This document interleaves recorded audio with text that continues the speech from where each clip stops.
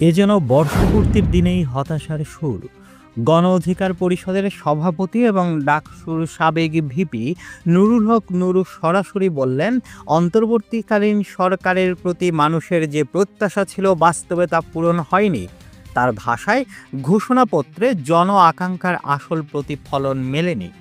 ৮ August শুক্রবার দুপুরে জুলাই গণ অভ্যুত্থানের বর্ষপূর্তি উপলক্ষে আয়োজিত দ্রুত বিচার সম্পন্ন মৌলিক সংস্কার ও জাতীয় সংসদ নির্বাচন শীর্ষক এক আলোচনা সভায় এ মন্তব্য করেন তিনি। এই আয়োজনের পেছনে ছিলেন অগ্নিসেনার সোশ্যাল ফাউন্ডেশন ও আমাদের নতুন বাংলাদেশ।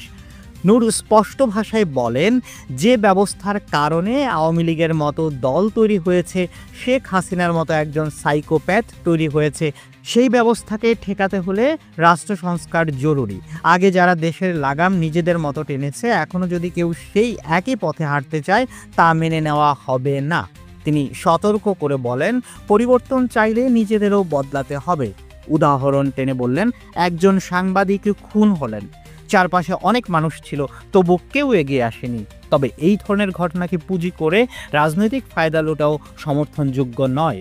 আওয়ামী লীগের পুনর্বাসন প্রসঙ্গে নূরের কড়া অবস্থান, যদি ভেবে থাকেন প্রশাসন আর রাজনীতিতে তাদের জায়গা দিয়ে দিলে তারা আমাদের সহযোগিতা করবে, তবে সেটা ভুল ধারণা। আওয়ামী লীগকে নিয়ে রাজনীতি কেন করতে হবে? দেশের কি মানুষের অভাব পড়েছে? জুলাইয়ের ঘোষণাপত্র নিয়েও ক্ষোভ ঝেড়েছেন তিনি। তার মতে, তাতে অনেক দলের তৈরি করা গতানুগতিক ন্যারেটিভ ঢুকিয়ে দেওয়া হয়েছে, অথচ গণ অভ্যুত্থানের পেছনে ছিল দীর্ঘ ১৬ বছরের দমন পীড়ন, গুম আর খুনের ভয়াবহ প্রেক্ষাপট।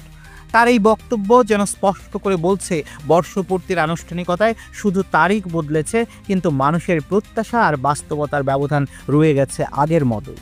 Suman Salauddin, news desk, 0 TV.